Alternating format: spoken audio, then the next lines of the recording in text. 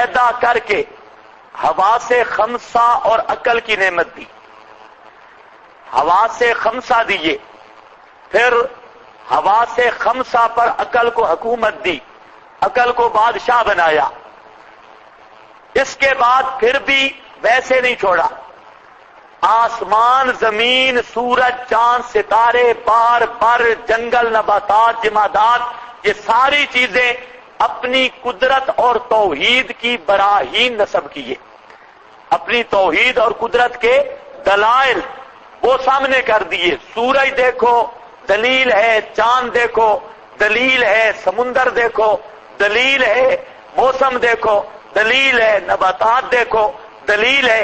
اللہ نے سارے جہان کی کتاب فطرت کو انسان کے سامنے کھول کے رکھ دیا، اپنی براہین اور دلائل کو سامنے کر کے رکھ دیا، پھر بھی ایسے نہیں چھوڑا۔ پھر اللہ نے اور انتظام کیا، اللہ نے انسانوں میں سے انبیاء منتخب کیے، انہی کی جنس سے نبی منتخب کیے جو انہیں مسئلہ سمجھانے کے لیے آئے۔ پھر صرف نبی نہیں، آسمانوں سے اللہ نے کتابیں بھی بھیجی۔ تو یہ کتنے انتظام اللہ نے کیے۔ ایک تو آپ کو حواس خمسہ اور عقل کی نعمت دی، نمبر دو کتاب فطرت کو کھول کے سارے دلائل سامنے رکھ دیے، سورج، چاند، ستارے سب کچھ سامنے رکھ دیا، نمبر تین انبیاء کو بھیج دیا، نمبر چار آسمانوں سے کتابوں کو نازل کیا۔ کتنی چیزیں ہو گئی؟ چار۔ یہ چار چیزیں کرنے کے بعد اللہ نے تمہیں اختیار بھی دے دیا کہ تمہیں اختیار ہے، یہ راستہ لو یا وہ راستہ لو۔ اب ایک آدمی اپنے حواس خمسہ اور عقل سے بھی فائدہ نہیں اٹھاتا، حالانکہ فائدہ اٹھانا چاہیے تھا، فائدہ اٹھانا نہ اٹھانا اس کے اختیار میں ہے، لیکن اس نے نہیں فائدہ اٹھایا۔ اچھا، حواس خمسہ عقل سے فائدہ نہیں حاصل کر رہا تھا، تو یہ جو رات دن سورج، چاند، ستارے، یہ کائنات ہے، اس سے عبرت حاصل کرتا، اس نے اس سے بھی عبرت حاصل نہیں کی۔ اچھا چلو، جہاں اگر کمی آ گئی تھی اللہ کے نبیوں کی دعوت مان لیتا، وہ جو پوری زندگی سمجھاتے رہے، کتابوں کی بات مان لیتا، لیکن اس ظالم آدمی نے ابتداءً تو اپنے ساتھ ظلم کیا، حواس کو استعمال ہی نہیں کیا، عقل کو استعمال ہی نہیں کیا، اس کے بعد دلائل فطرت کی طرف توجہ ہی نہیں دی، اس کے بعد انبیاء کی بعثت کی پرواہ ہی نہیں کی، اس کے بعد آسمانی کتابوں کو اس نے ٹھکرا دیا۔ کوئی سمجھے؟ یہ چار درجوں تک یہ خود چل کے آیا، چار درجوں تک یہ خود چل کے آیا۔ اب جب چوتھے درجے پہ اس نے ضد میں آ گیا، الٹا ضد کرنے لگا اور ضد میں آ کر حد سے گزر گیا، اب اللہ نے اس کے اندر جو استعداد تھی نا حق قبول کرنے کی، اس استعداد کو چھین لیا، استعداد کو ختم کر دیا۔ اب یہ بیچارہ ختم اللہ علی قلوبہم، خاتم علی القلب کا مطلب ہے وہ جو فطرت تھی توحید قبول کرنے کی، اب وہ فطرت مسخ ہو گئی ہے اور وہ فطرت اور استعداد وہ سلب ہو گئی ہے۔ اسی سلب استعداد کا نام، اسی کا نام کیا ہے؟ مہر جباریت، ختم علی القلب۔ اس کی مثال سمجھو۔ مولانا جامی نے عجیب جملہ کہا مثنوی میں، فرماتے ہیں کہ یہ جو ہے این جبرو معنی جباریت، این جبرو معنی جباریت، امام رومی کہتا ہے این جبرو، یہ جبر نہیں، یہ جباریت ہے۔ جبر تو تب ہوتا کہ ایک گونگا آدمی ہو، اندھا ہو، پاگل ہو، اس کو شریعت کا مکلف بنایا جائے۔ تو دیکھو پاگل کو شریعت نے مکلف بنایا ہے، پاگل تو نہیں، عقل جس کو نہیں ملا یا حواس نہیں ملے، ایسے آدمی کو شریعت نے مکلف ہی نہیں بنایا۔ اگر ایک ایسا آدمی ہے جس کے حواس نہیں، عقل نہیں، اس کو مکلف بنایا جائے تو یہ جبر ہے، یہ جبر ہے۔ اس لیے مولانا رومی کہتا ہے نہ جبرو معنی جباریت، یہ جبر نہیں ہے، یہ معنی جباریت ہے، یعنی جب اس نے یہ سارے درجات میں ضد کی تو اب اللہ جبار ہے، اور اللہ نے اب مہر جباریت لگائی اپنے جبار ہونے کے اثر کی وجہ سے، اس صفت کی وجہ سے۔ اللہ جب پکڑتا ہے تو پکڑ بہت سخت ہوتی ہے، تو جباریت اور چیز ہے، جبر اور چیز ہے۔ یہ جبر نہیں بلکہ کیا بنے گی؟ جباریت۔ ایک اس کی مثال، ایک آدمی گھوڑے پہ سوار ہوتا ہے،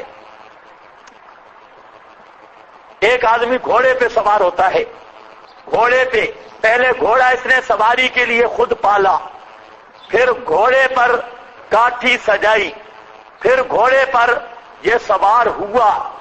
اب گھوڑا جو اس نے پالا تھا مجبور تھا، گھوڑا سواری کے لیے اختیار سے پالا، پھر اس گھوڑے کو جو مزین کیا یہ بھی اپنے اختیار سے، اس گھوڑے پر سوار ہوا تب بھی اپنے اختیار سے۔ اب بیٹھ گیا، تیسرے درجے میں پہنچ گیا ہے، ابھی تک اختیار باقی ہے، بیٹھا ہے، اب نہ بھگائے، لیکن اب اس نے گھوڑا بھگا دیا ہے اپنے اختیار سے، گھوڑے نے چھلانگ لگائی اور یہ آدمی گر گیا، اب اس کا کوئی قصور نہیں، گھوڑے نے چھلانگ لگائی، یہ گر گیا تو پہلے پنگا نہیں لینا تھا نا، سوار ہوئے اپنے اختیار سے، اب گھوڑے کا کیا قصور ہے؟ گھوڑا بھی اس نے پالا، اسے کسی نے مجبور نہیں کیا، پھر سوار بھی خود ہوا، کسی نے مجبور نہیں کیا، پھر گھوڑے کی باگیں پکڑ کے انڈی بھی لگا کے بھگایا بھی اس نے خود ہے، کسی نے مجبور نہیں کیا۔ اب جب گھوڑا بھاگ پڑا، اس کے قابو سے نکل گیا اور وہ چھلانگ لگاتا ہے، یہ گر جاتا ہے، تو اب گھوڑے پہ کیس نہیں ہے، اسی گھوڑے دوڑانے والے پہ کیس ہے، گھوڑے کا قصور نہیں۔ اسی طرح یہ آدمی انبیاء سمجھاتے رہے، نہیں سمجھا، کتابیں آئیں، نہیں سمجھا، علماء سمجھاتے رہے، نہیں سمجھا، حواس دلائل عقلی نہیں سمجھا، اور ضد کرتا رہا، تو اب جو آخری نتیجہ ضد کا کیا، اب یہ گھوڑے سے گر گیا ہے، اور اسی کا نام ہے ختم اللہ علی قلوبہم۔ یا اس کی اور مثال سمجھو، یہ مسئلہ عام ہے اور بار بار آئے گا، لیکن میں پھر یہ تقریر بالکل نہیں کروں گا، آگے کہیں طبع اللہ علی قلوبہم، کہیں کہ بہت بڑے جباریت کا ذکر آئے گا، لیکن وہاں پر بالکل تقریر نہیں ہوگی۔ دوسری مثال سن لو، ایک حکیم صاحب ہے محلے میں، ڈاکٹر صاحب ہے، حکیم صاحب میں کہتا ہوں یہ جو ٹر سے ڈر بہت لگتا ہے، ڈاکٹر، پروفیسر، ریکٹر، اچھا بہرحال، تو حکیم صاحب بڑا ہمدرد ہے، ایک آدمی کو دیکھا کہ یہ آدمی بیمار ہے، حکیم صاحب نے کہا فلانا آدمی بیمار ہے، وہ گھر سے چل پڑا، دوائی لی اور بیمار کے گھر پہنچا، اس کو کہتا ہے بھائی تو بیمار ہے اور تیری بیماری ابھی اول درجے میں ہے، ابھی تک علاج ممکن ہے، تو یہ میں دوائی لایا ہوں، یہ دوائی تو استعمال کر، اللہ تجھے شفا دے گا۔ مریض نے کہا چلو چل، ڈاکٹر بنا پھرتا ہے، حکیم چل کسی اور کوئی دوائی نہیں لیتا تھا، میرے دروازے پہ آ گیا، کوئی بیمار شمار نہیں میں، چلا جا تو، تیری دوائی کی ہمیں کوئی ضرورت نہیں۔ وہ حکیم واپس آ گیا، کچھ عرصہ ہوا، مریض کی مرض بڑھ گئی، ابھی اسے پتہ نہیں چل رہا مرض کا، اندر کی کینسر ہے یا کوئی شوگر موگر ہے، پتہ نہیں چل رہا۔ حکیم صاحب کو پھر ہمدردی ہوئی، پھر اس کے دروازے پہ آ گیا اور کہتا ہے بھائی تیری مرض دوسرے درجے میں داخل ہو چکی ہے اور میں تیرا علاج کرنے آیا ہوں، اور تو مہربانی کر یہ دوائی استعمال کر تاکہ تو بچ جائے۔ لیکن اس نے پہلے سے زیادہ حکیم کے سامنے اکڑ کی، تکبر کیا، دوائی لے کر پھینک دی، حکیم صاحب کو 4-5 صلواتیں سنائی اور کہا کہ اور تجھے کوئی مریض نہیں ملتا، صرف میں ہی ملا ہوں، کوئی مریض شریض نہیں، چل اپنا کام کر۔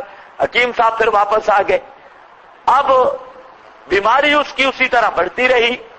پھر کہیں حکیم صاحب کو مسجد میں مل گیا، حکیم صاحب نے کہا یار مہربانی کر، وہ اب تیری مرض جو ہے بڑھ رہی ہے اور دوائی میرے پاس موجود ہے، تو لے۔ اس نے کہا چھوڑ دوائیاں، وہ پیچھے کر دیا۔ دھکے لگا کر اس کو پیچھے کیا. اب اس کی مرض چلی گئی تیسرے درجے میں. اب آتا ہے حکیم کے پاس، خود آتا ہے. اب اسے پتا چلا یہ کام خراب ہے. اب کہتا ہے حکیم صاحب میں بیمار ہوں، دوائی دو. حکیم صاحب نبض دیکھتے ہیں. حکیم صاحب کہتے ہیں اب تیری بیماری اس درجے میں پہنچ گئی ہے کہ اب تو مرے گا، اب یہ بیماری ٹھیک نہیں ہوگی. تو آپ بتائیں یہ قصور حکیم کا ہے؟ یہ قصور کس کا ہے؟ مریض کا ہے.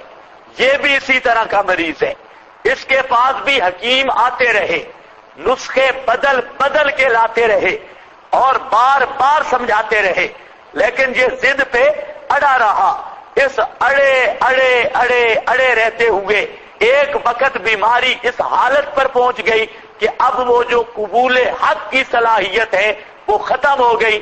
اب اس کا دل کبھی حق قبول کر سکتا ہی نہیں ہے. یہ مہر جباریت کا اثر ہے، یعنی وہ استعداد ہی ختم ہو گئی. اب اگر اس کو ایمان نہ ملے تو یہ جبر نہیں، این جبرو مانا ہے جباریت. یہ ختم اللہ علی قلوبہم وعلی سمعہم. اور سوال ہے یہاں دیکھو، ختم اللہ علی قلوبہم. اچھا یار ایک مسئلہ سمجھ لو کہ ختم قلب کے اسباب کیا ہیں، ختم القلب کے کیا اسباب ہیں، کن اسباب سے مہر جباریت لگتی ہے. یاد رکھو سب سے بڑا سبب ہے جدال. جدال فی الحق، بالحق، بھائی فی الحق نہیں، جدال بالحق، حق والوں کے ساتھ لڑنا، جدال مجادل بننا. اس کے لیے دلیل سورہ حامی مومن آیت نمبر 34. سورہ حامی مومن آیت نمبر 34. ہاں نکالو ذرا. فجادلوا بالباطل کذالک یطبع اللہ. ہاں بھائی جلدی کرو جلدی. کذالک حقت صفحہ نمبر 953. ہاں آیت نمبر 34 آپ کو بتائیے. 34-35 ہوئی. پورا مضمون چل رہا ہے. ہاں مجھے تو یہ دیکھو یہاں چاروں درجے اکٹھے آئے ہیں جو اوپر سے کام شروع ہوئے. کذالک یذل اللہ من ہوا مسرف مرتاب. یہ ہے مسرف مرتاب. اور یذل اللہ کا وہی معنی ہے اللہ گمراہ رکھتا ہے، یعنی مہر جباریت کرتا ہے. اللہ گمراہ رکھتا ہے کس کو؟ من ہوا مسرف مرتاب. وہ کون ہے؟ الذین یجادلون فی آیات اللہ. الذین یجادلون فی آیات اللہ بغیر سلطان. آگے آ رہا ہے کذالک یطبع اللہ علی کل قلب متکبر جبار. پورے دل پر مہر لگتی ہے، پورے دل پر، جہاں کل مجموعی ہے افرادی نہیں، پورے دل پر مہر لگتی ہے. تو اصل اسباب ختم علی القلب میں سے الذین یجادلون فی آیات اللہ، اس کے دل پہ مہر لگتی ہے جو اللہ کی ایتوں کے مد مقابل آ کر جھگڑا کرتا ہے. اس سے یہ مسئلہ بھی حل ہو گیا. یہ بڑے بڑے شیوخ الحدیث سفید ریش، ان کو کیوں نہیں مسئلہ سمجھ آتا؟ بڑے بڑے مولوی شیوخ الحدیث اور سفید ریش پرانے بڈھے، لیکن انہیں مسئلہ سمجھ نہیں آتا. اصل مسئلہ یہ ہے کہ الذین یجادلون فی آیات اللہ، جو قرآن کے مقابل پیش کرتا ہے بزرگوں کو، اور قرآن کے مقابل پیش کرتا ہے کتابڑیوں کو، اور قرآن کے مقابل پیش کرتا ہے پوتھیوں کو، اور قرآن کے مقابل پیش کرتا ہے دستخطوں کو، اور قرآن کے مقابل پیش کرتا ہے اکابر کو. تو یہ ہے یجادلون فی آیات اللہ. ادھر قرآن ہو، مقابل میں کتابڑیاں ہوں، اور یہ وہاں خوش بیٹھا ہے. جی میں نے بھی دلیل ایسی دی ہے نا، آیت کا جواب دے دیا ہے، میں نے آیت کا جواب دیا ہے. یہی بے ایمان مجادل ہے. شیخ الحدیث ہے تب مجادل ہے، اور کوئی صوفی پیر ہے تب مجادل ہے. اللہ فرماتے ہیں کذالکا، اسی کذالک بمانا کا بمانا لام ہے، لے ذالکا، اسی کرتوت کی وجہ سے طبع اللہ علی قلوبہم، اللہ نے ان کے دلوں پر مہر کر دی ہے.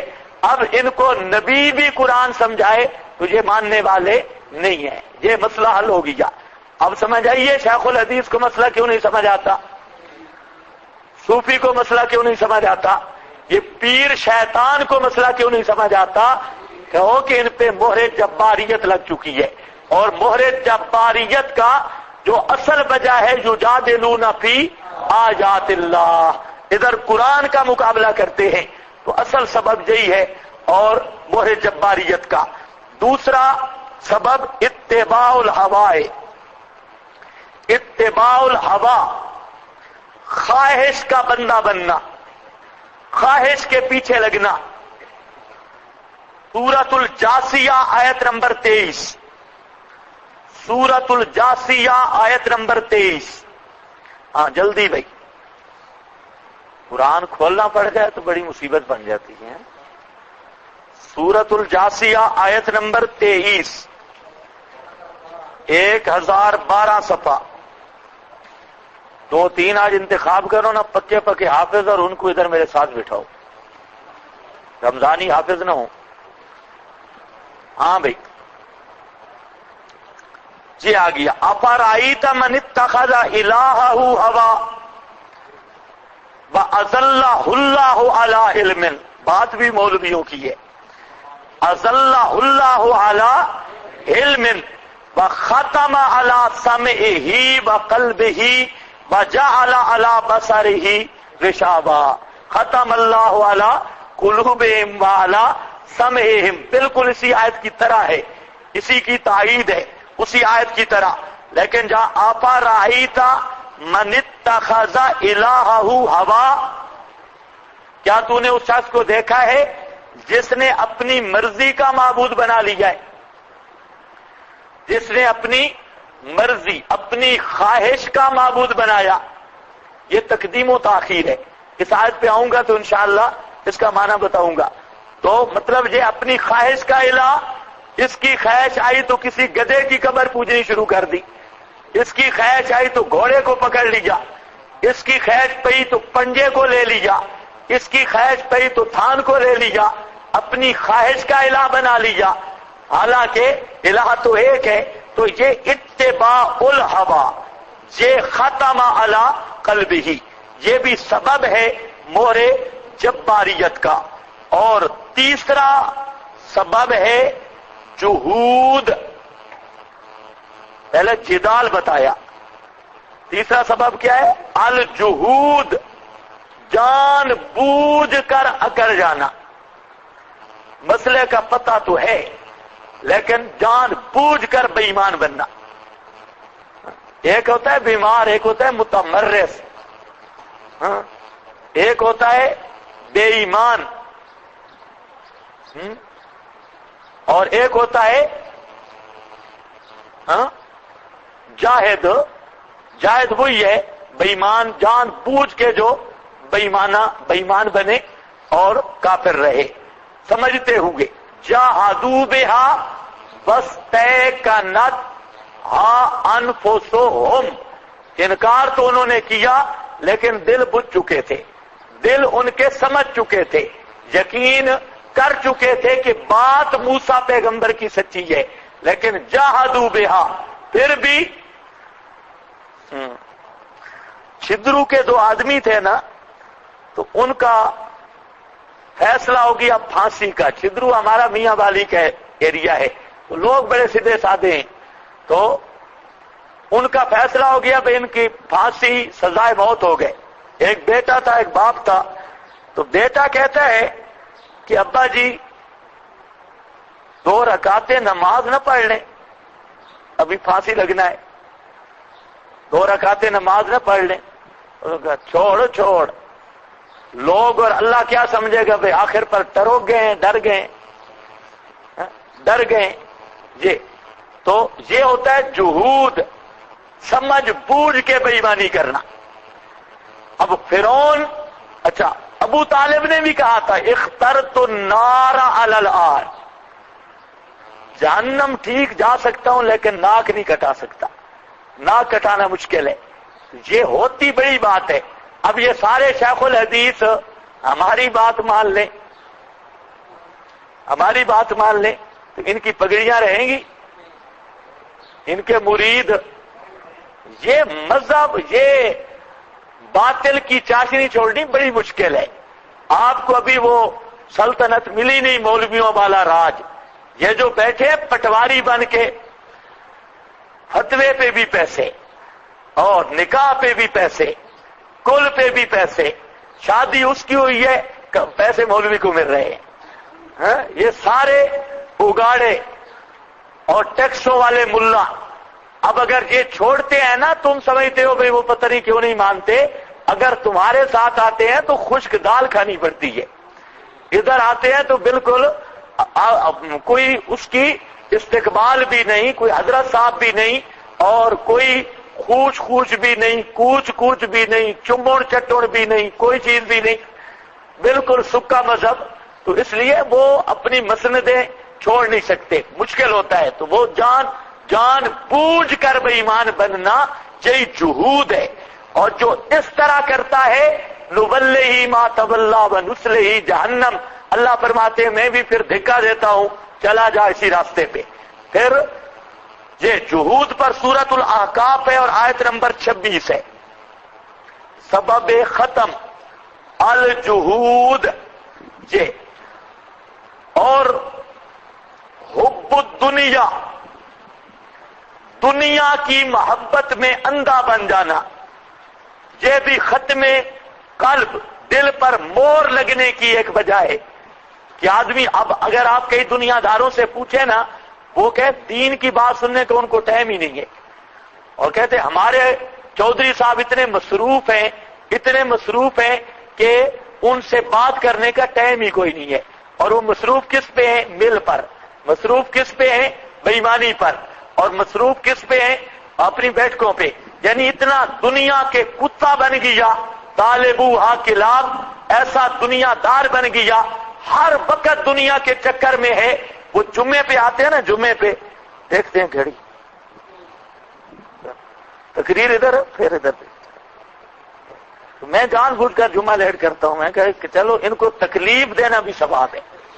یہ جو بے ایمان، ان کو ٹائم ہی کوئی نہیں، ہفتہ پورا پھر رہے ہیں اور لوفری کر رہے ہیں، اور اب 1 گھنٹہ جمعے کا بیان ہونا ہے، لیکن پہلے دیکھتے ہیں جمعہ 5 منٹ پہلے مسجد میں آ جائیں مصیبت پڑ جاتی ہے، 10 منٹ آ جائیں توبہ، بار جی کام بڑے ہیں، تو دراصل ان پہ بھی لعنت کی مہر ہے۔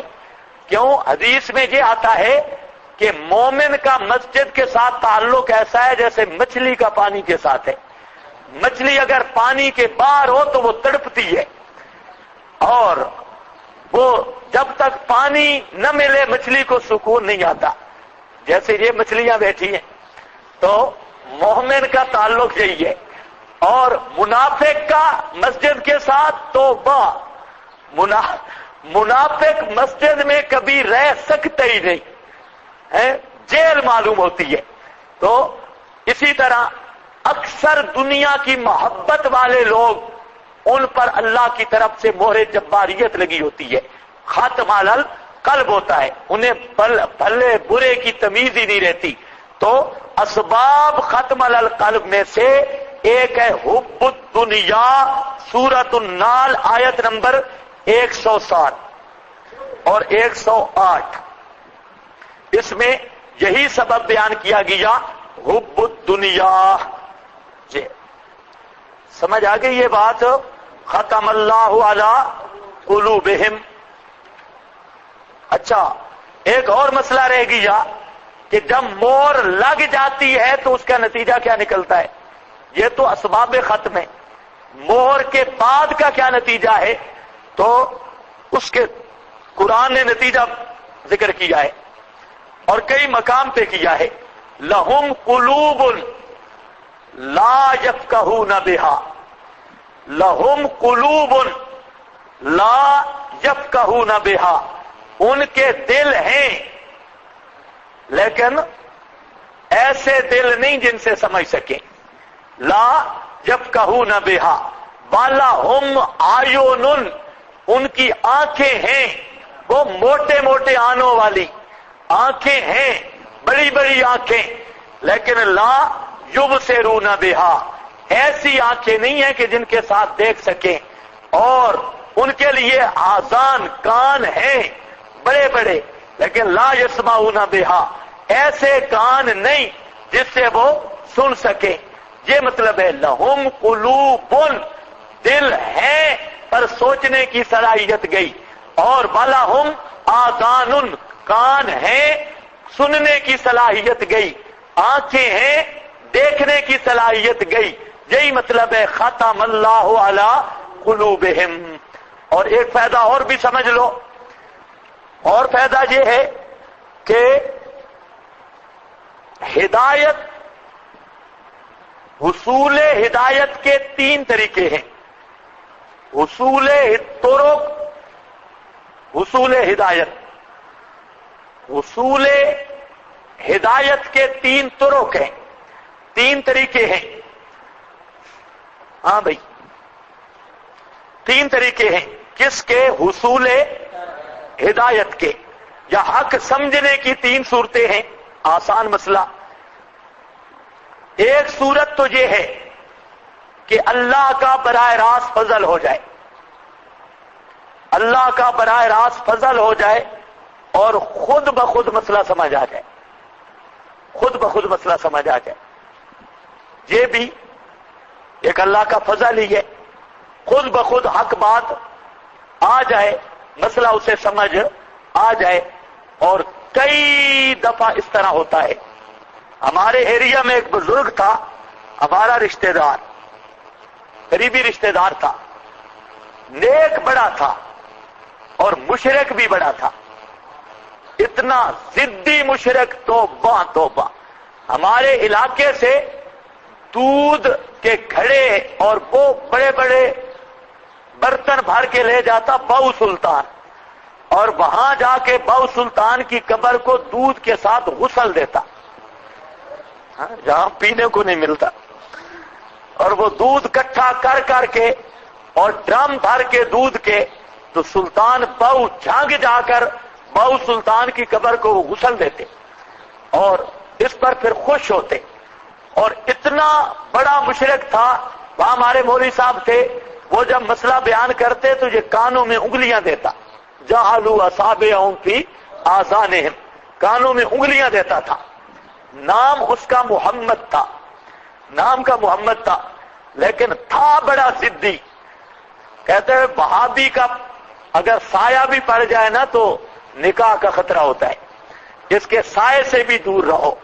اور اس کا جملہ ہم نے سنا تھا، کہتا کہ خنزیر کے ماتھے لگنا پڑے تو لگ جاؤ، لیکن وہابی جس راستے سے ہو راستہ بھی چھوڑ دو۔ اتنا سخت تھا، اتنا سخت تھا، کوئی صورت نہیں تھی اس کے مسلمان ہونے کی۔ ایک دن آ رہا تھا اپنی مسجد کی طرف، تو ہمارے مولوی صاحب درس دے رہے تھے، اور اس نے پہلے دن بڑی مدت کیا، پہلے دن کہیں اس نے کان بند نہیں کیے، تو مولوی صاحب کہہ رہا تھا کہ اللہ نے علم غیب کی نفی کی ہے نبی پاک صلی اللہ علیہ وسلم سے، لا عالم الغیبہ، علم بھی غیب بھی اور نفی بھی، اور کسی ایک مقام پر بھی علم غیب کے لفظ کی نسبت نبی کی طرف نہیں ہے، نبی پاک صلی اللہ علیہ وسلم کی طرف نہیں ہے، ایک مقام بھی نہیں۔ ایک یہ سنا، اب یہ بات سنی تو اس کے دل میں تھوڑا سا خیال آئے، خود بعد میں مجھے بتاتا ہے، میں نے کہا بھئی یہ کیسی بات ہے، ہمارے اتنے بڑے مولوی ہیں تو پورے قرآن میں علم غیب کا لفظ نبی کے لیے کوئی نہیں، وہ خود قرآن پڑھا ہوا تھا، तिलावत भी बड़ी करता था। तो ये भी समझ गया भाई ये आयत तो ठीक है, ये पढ़ रहा है, और कहते हैं इसके मुकाबिल कोई आयत ही कोई नहीं है, ये अजीब बात है। बहरहाल चल पड़ा। साथ ही मौलवी साहब ने बयान किया इज़ क़ाल अल्लाह या ईसा इब्न मरियम, ये सूरतुल माइदा का आखिरी रकू, ये बयान किया। वो सुनता सुनता अपनी मस्जिद में पहुंच गया। असर का वक्त था और उनका जो बड़ा मौलवी था मुशरिक मुल्ला, उसने नमाज पढ़ाई, वो भी बड़ा मौलवी था। ये जो सूफी था इसने नमाज पढ़ी और मौलवी साहब ने जो पीछे देखा तो इसने कहा जी मौलवी साहब एक सवाल है, इश्काल है, उसका जवाब दो। मौलवी साहब ने कहा क्या? तो कहता है कुरान में ये तो है ला अलमुल गैबा, नबी पाक सल्लल्लाहु अलैहि वसल्लम से इल्मे गैब की नफी, और कहीं ये भी है या अलमुल गैबा, नबी पाक सल्लल्लाहु अलैहि वसल्लम गैब जानते हैं, कहीं इल्मे गैब का लफ्ज नबी पाक के बारे में है? वो मौलवी साहब अभी जिंदा है तो, और आदमी फौत हो गया है। मौलवी साहब ने कहा कि कुरान में तो कोई नहीं, लेकिन बाज हदीसों में आता है, कुरान में तो नहीं, बाज हदीसों में आता है। उसने कहा मौलवी साहब बात ये है, उसने तो खैर अपनी सराइकी में बड़े बेहतरीन जुमले कहे। उसने कहा भाई कुरान में कोई नहीं, हदीसों में आता है, क्या मतलब? जब ला आलमुल गैब कुरान में आ चुका है कि इल्मे गैब की नफी है, तू कहता है हदीसों में आता है कि नबी पाक जानते हैं, इसका मतलब है हदीस कुरान के खिलाफ होती है। कुरान ला आलमुल गैब कह रहा है और तू कहता है हदीसों में आता है आलमुल गैब, इसका मतलब यह होगा कि कुरान हदीस रसूल अल्लाह के खिलाफ करता है। अब ये जट के जुमले हैं, उसने खुद मुझे बताए, बिल्कुल जट था। कहते इसका मतलब है कि सबसे पहले रसूल ने कुरान की मुखालफत की है। अल्लाह फरमाते हैं ला आलमुल गैब और रसूल फरमावे आलमुल गैब, तो रसूल कुरान का मुनकर है। तो मौलवी साहब बात मुझे समझ आ गई, ये मेरी आपके पास आखिरी नमाज थी, अब मैं जा रहा हूं, तू पक्का मुशरिक है और वो मौलवी सच्चा है। अब वो मुवाहिद बना, मुवाहिद बना, इतना सख्त मुवाहिद बना।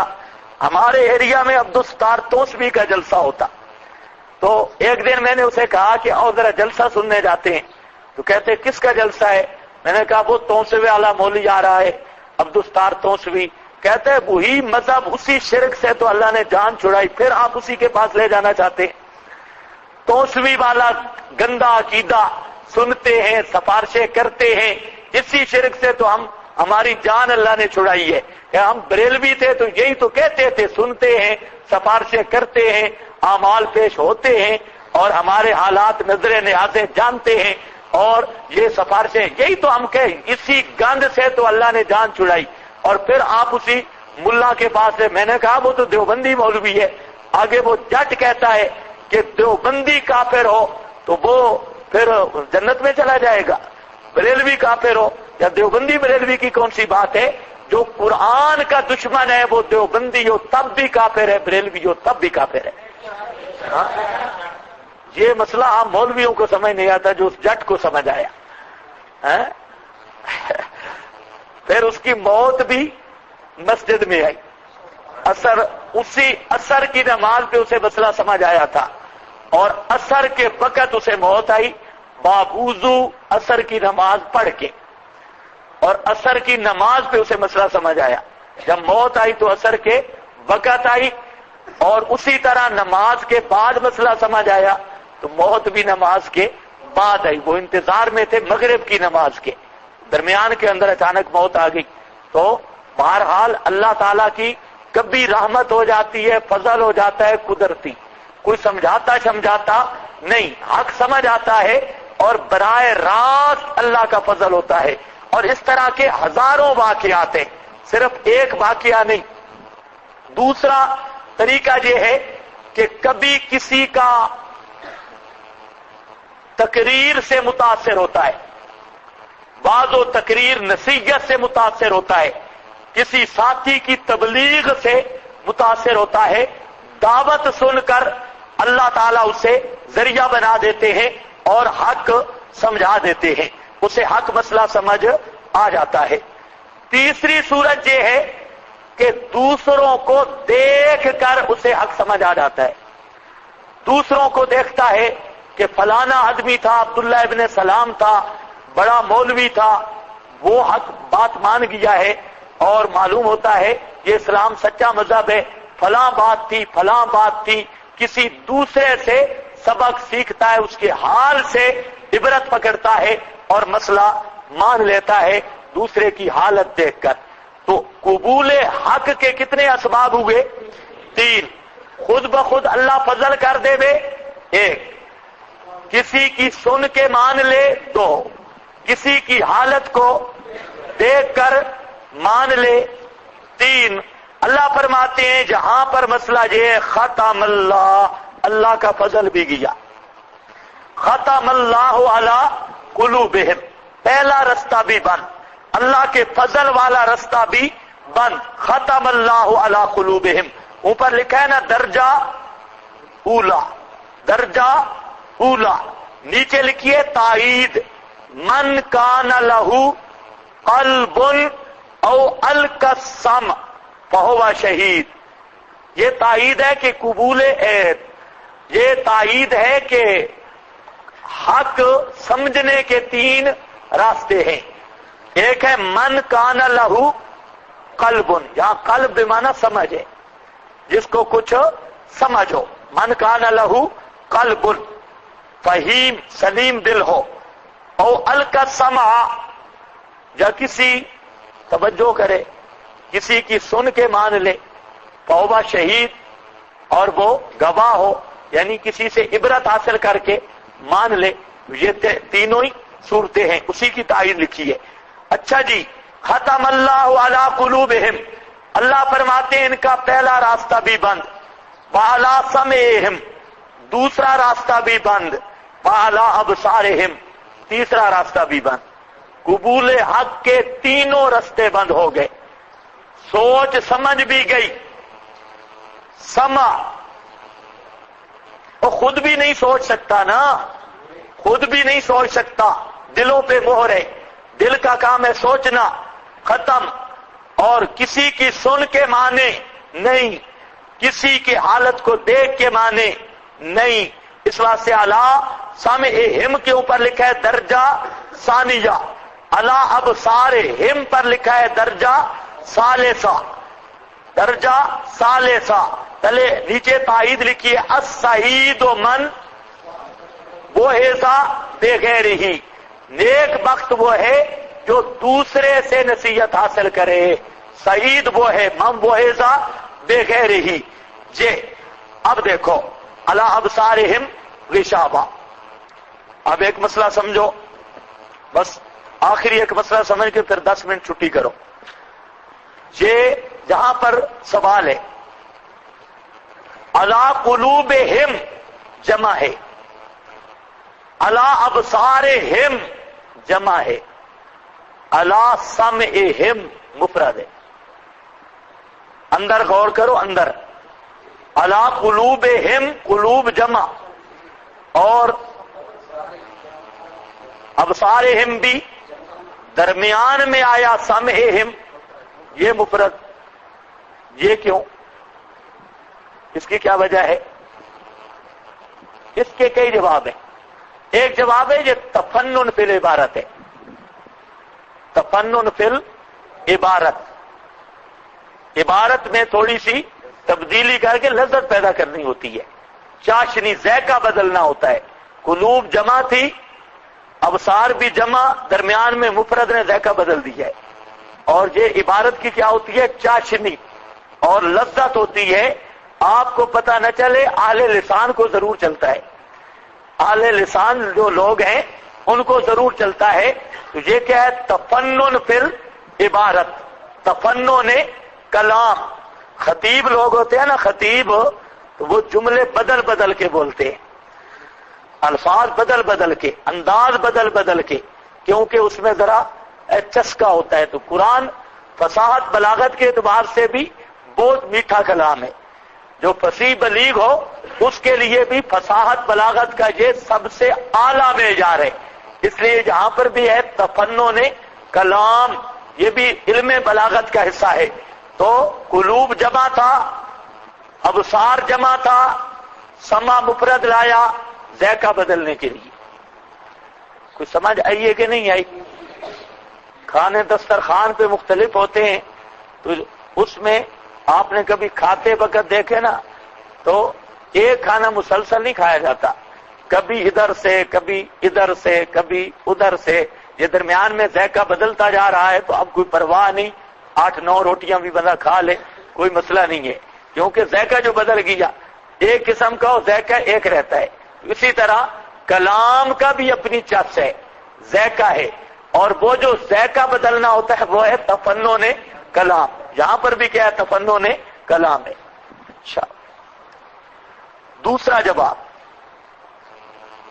جواب یہ ہے کہ سمعہم مصدر ہے، سم مصدر، اور مصدر کے بارے میں قانون ہے المصدر لا یوحد ولا یثنى ولا یجمع ولا یذکر ولا یؤنث. سمجھ آئیے بات؟ مصدر کے بارے میں ضابطہ کیا کہ المصدر لا یوحد ولا یثنى ولا یجمع ولا یذکر ولا یؤنث. اس میں تذکیر، تانیث، توحید، تثنیہ، شرک، جمع، کسی چیز کا اعتبار نہیں ہوتا. مصدر جو ہوتی ہے وہ جنس ہوتی ہے، اس میں کسی تعدد کا یا کسی چیز کا اعتبار نہیں ہے. تو گویا کہ سمعہم، اس میں افراد تثنیہ جمع کا اعتبار ہی کوئی نہیں. قلوب تو جمع ہے اور ابصار بھی جمع ہے، لیکن سما کیا ہے؟ مصدر ہے. کتنے جواب ہو گئے؟ 2. تیسرے جواب سے پہلے ایک تمہید سمجھنی ہے. تمہید یہ ہے کہ ایک ادراک ہے کان کا، ایک ادراک ہے آنکھوں کا، ایک ادراک ہے دل کا. کان کا جو ادراک ہے یہ نوع واحد ہے. یہ بات اچھی طرح سمجھنی ہے. کان کا مدرک بھی وہ کیا ہے؟ نوع واحد. کان صرف الصوت کا ادراک کرے گا، ایک ہی نوع ہے، اور وہ نوع کیا ہے؟ الصوت. الصوت. کان اور کوئی کام نہیں کرتا، ایک ہی کام کرتا ہے کہ یہ مدرک الصوت ہے، اور اس کے مدرک وہ صرف کیا ہے؟ الصوت، فقط آواز. سمجھ آئیے بات؟ کان سے ذائقہ پتہ چلتا ہے یا اور کوئی کام لے سکتے ہیں؟ یہ صرف کیا ہے؟ مدرک بالصوت ہے. اس کا ادراک نوع واحد وہو الصوت، وہ آواز ہے. جبکہ یہ جو دل ہے یا آنکھیں، ان کے مدرکات مختلف الانواع ہیں.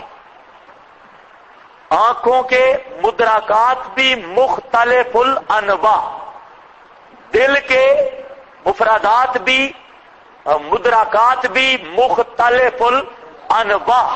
کیونکہ کان کا مدرک وہ نوع واحد تھا، اس لیے وہاں پر مفرد ذکر کیا. اور قلب کے مدرکات مختلف الانواع تھے، اور آنکھوں کے مدرکات مختلف الانواع تھے، اس لیے آنکھوں کو جمع ذکر کیا اور دل کو بھی جمع ذکر کیا. بالفاظ دیگر اسی بات کو سمجھو کہ اچھا چلو بالفاظ دیگر چھوڑو، بالفاظ یہی کافی ہیں، بات لمبی ہو رہی. یہ بات سمجھ گئے؟ اب ایک اور سوال ہے کہ جہاں اندر غور کرو، قلوب کے لیے ختم ہے، ابصار کے لیے اور سما کے لیے بھی ختم ہے، لیکن ابصار کے لیے پردہ ہے. یہ فرق کیوں ہے؟ دل پر تو مہر کی، کانوں پر بھی ختم ہے مہر کی، لیکن آنکھوں پر کیوں نہیں فرمایا ختم علی ابصارہم؟ ابصارہم ان کے آنکھوں پر بھی مہر ہے، آنکھوں پر مہر نہیں لگائی، دل اور کانوں پر مہر کا ذکر ہے۔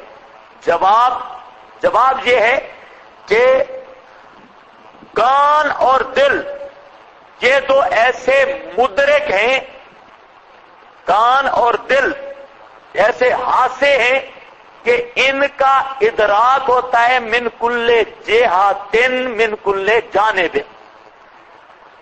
کان جہاں ہے نا، ادھر سے آواز ہی سنے گا کہ نہیں، ادھر سے ادھر سے ادھر سے ادھر سے، ان کا جو ادراک ہے یہ من کل جہت و من کل جانب ہے۔